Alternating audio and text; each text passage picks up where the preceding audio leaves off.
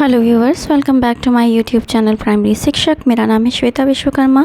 आज से हम समृद्ध कार्यक्रम के अंतर्गत शिक्षक संदर्शिका जो हमें प्राप्त हुई हैं कक्षा 2 व 3 की 2020-21 में, उसे हम आज से पढ़ना स्टार्ट करेंगे, जो कि उपचारात्मक शिक्षण के लिए बच्चों के शैक्षिक स्तर को सुधारने हेतु होती है। तो आज हिंदी भाषा से स्टार्ट कर रहे हैं और इसे तब तक हम पढ़ेंगे जब तक कि इसके सारे चैप्टर्स फिनिश नहीं हो जाते। तो चलिए वीडियो को स्टार्ट करते हैं और अपना ज्ञान बढ़ाते हैं। सबसे पहले विषय सूची देख लेते हैं।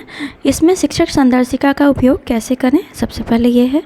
फिर भाग 1 में कार्यक्रम का परिचय और रूपरेखा के अंतर्गत समृद्ध कार्यक्रम का परिचय, उपचारात्मक शिक्षण का उद्देश्य और रूपरेखा, कक्षा 2 व 3 में उपलब्ध भाषा कालांश एवं कक्षा प्रबंधन। भाग 2 के अंतर्गत उपचारात्मक शिक्षण के लिए आकलन में उपचारात्मक शिक्षण के लिए आकलन। भाग 3 में प्रेरणा सूची भाषा कालांश की साप्ताहिक और दैनिक योजना के अंतर्गत प्रेरणा सूची की दक्षताओं पर कार्य, दैनिक कालांश का विवरण, उपचारात्मक शिक्षण योजना हेतु उपलब्ध शिक्षण सामग्री, प्रथम कालांश की दैनिक शिक्षण योजना, प्रथम कालांश की गतिविधियों का विवरण, द्वितीय व तृतीय कालांश की दैनिक शिक्षण योजना स्तर 1 और स्तर 2, द्वितीय एवं तृतीय कालांश में सहज पर कार्य स्तर 1 एवं स्तर 2 के साथ, और चौथे भाग में एंडलाइन के अंतर्गत एंडलाइन आकलन है। अब आते हैं पेज नंबर 2 पर, शिक्षक संदर्शिका का उपयोग कैसे करें।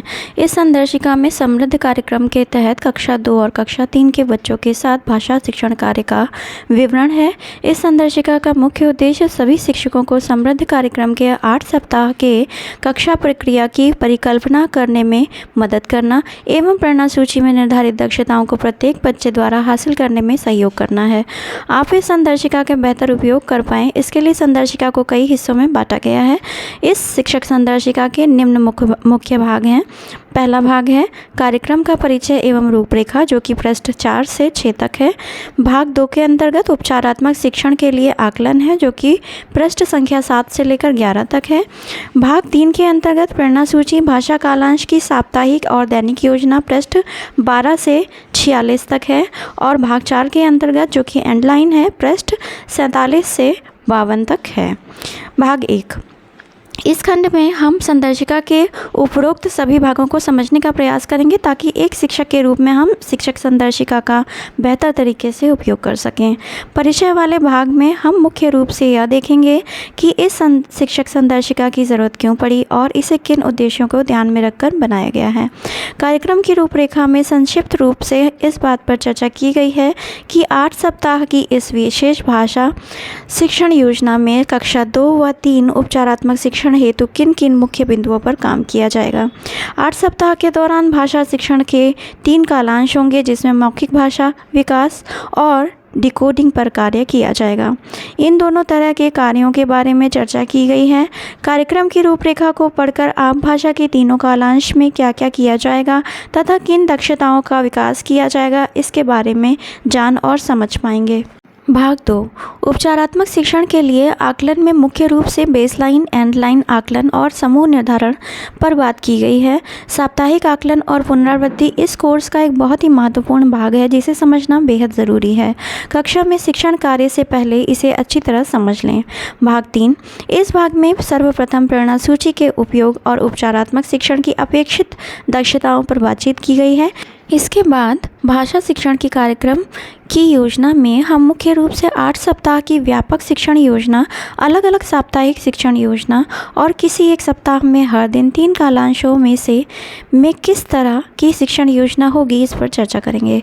सभी शिक्षक साथियों से अनुरोध है कि इस भाग को ध्यान से देखें और समझें, क्योंकि इसी भाग से हमें यह पता चलेगा कि हर दिन कक्षा में किस किस तरह की गतिविधियों का संचालन करना है और किस किस तरह की सहायक शिक्षण सामग्री का उपयोग करना है।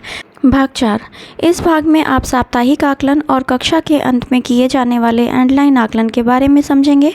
उम्मीद है कि स्कूल खुलते ही आधारशिला क्रियान्वयन शिक्षक संदर्शिका भी आप सभी को मिल जाएगी। कविताओं और कहानियों के संग्रह आप आधारशिला क्रियान्वयन शिक्षक संदर्शिका कक्षा 2 के अंतिम के कुछ पन्नों में देख सकते हैं और इनका उपयोग कर सकते हैं।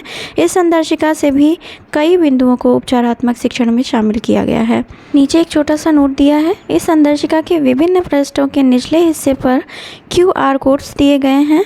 इन्हें स्कैन करके और प्रभावी शिक्षण प्रक्रिया के लिए इस्तेमाल में लाएं।